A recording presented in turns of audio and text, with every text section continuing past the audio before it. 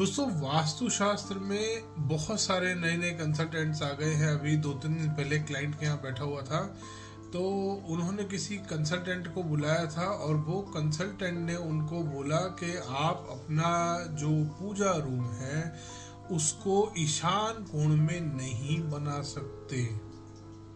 अब मैंने पूछा उनसे कि ऐसा क्यों बोला उस कंसल्टेंट ने, क्या वो वास्तु कंसल्टेंट था भी? क्योंकि ये तो सबको पता है कि ईशान कोण में पूजा घर बड़े आराम से बनाया जा सकता है। इसीलिए मैंने आज इस चीज को दिखाने का भी सोचा है। ये आपका बुक है विश्वकर्मा प्रकाश। विश्वकर्मा प्रकाश में ये बताया हुआ है देवताओं का, आपको शायद दिख रहा होगा। इसमें ईशान कोण में पूजा ग्रह लिखा हुआ है। ईशान कोण है, पूजा ग्रह लिखा हुआ है इस बुक में। इसीलिए मैंने सोचा कि मैं आपको दिखाऊं। तो नॉर्थ ईस्ट यानी कि ईशान कोण सबसे अच्छा माना गया है पूजा घर बनाने के लिए।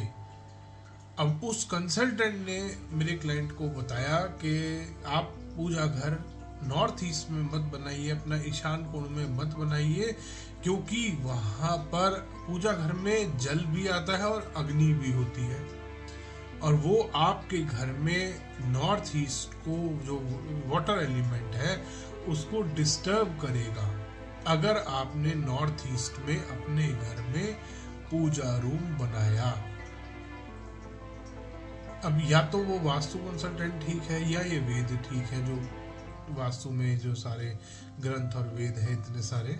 और ये एक में नहीं है, ये वास्तु रत्नावली अगर मैं आपको दिखाऊं, वास्तु रत्नावली में भी है, विश्वकर्मा प्रकाश में भी है, इवन मायामता मानसार, कोई भी आप वास्तु का बुक उठा लीजिए, जितने भी वास्तु के आपके ग्रंथ हैं कोई भी उठा लीजिए, हर एक ग्रंथ में बताया है कि पूजा घर ईशान कोण में सबसे अच्छा होता है।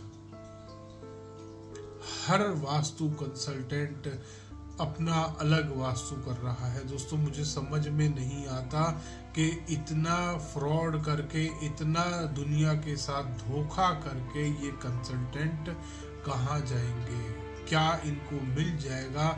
उसने कंसल्टेंट ने क्लियरली उनको बोला कि आपका पूजा घर ईशान कोण में आ ही नहीं सकता, क्योंकि वो फायर एलिमेंट वहां पर आ जाएगा, फिर आपके घर में प्रॉब्लम हो जाएगी, आपको मुसीबतें आनी शुरू हो जाएंगी, ये हो जाएगा, वो हो जाएगा। डरा दिया दोस्तों।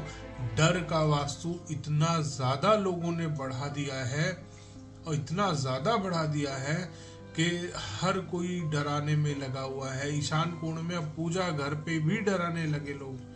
कॉर्नर प्लॉट पे डराया, ईशान कोण में टॉयलेट पे डराया, ईशान कोण में किचन पे डराया है, और अब शुरू हो गए पूजा रूम पे भी आ गए ये घूम फिर के कि अगर नॉर्थ ईस्ट में पूजा रूम बनाया तो आपके घर में समस्या आ जाएगी।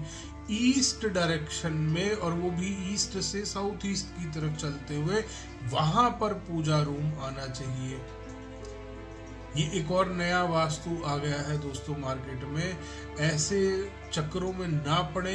ईशान कोण में जो वास्तु की बुक्स हैं, जो मेन बुक्स हैं, वेद हैं वास्तु के, जो वास्तु के ग्रंथ हैं, उनमें ये चीज लिखी हुई है कि पूजा रूम ईशान कोण में सबसे अच्छा होता है, सबसे पॉजिटिव होता है। तो दोस्तों, ऐसी बातों में ना फंसे, ऐसे चक्रों में ना पड़े जिसमें वास्तु कंसल्टेंट आपको डरा रहे हैं, भ्रमित कर रहे हैं या गलत एडवाइस दे रहे हैं। और आपको भी अपने मन में पता है कि नॉर्थ ईस्ट में होना चाहिए। हमारे सबके जो हमारे पूर्वज हैं, जो हमारे सब लोग पहले के लोग थे, उन सब ने ये चीज बताई है, और ये बेसिक चीज है जो वास्तु में सबको पता होती है कि ईशान कोण पूजा घर के लिए सबसे अच्छा होता है। और वो कंसल्टेंट इतना बेवकूफ है, वो आके लोगों को भ्रमित कर रहा है कि नॉर्थ ईस्ट में अगर पूजा रूम बनाया और वहां पर आपने आग जला दी तो देख लेना फिर क्या होगा। इतना डराना नहीं चलता दोस्तों।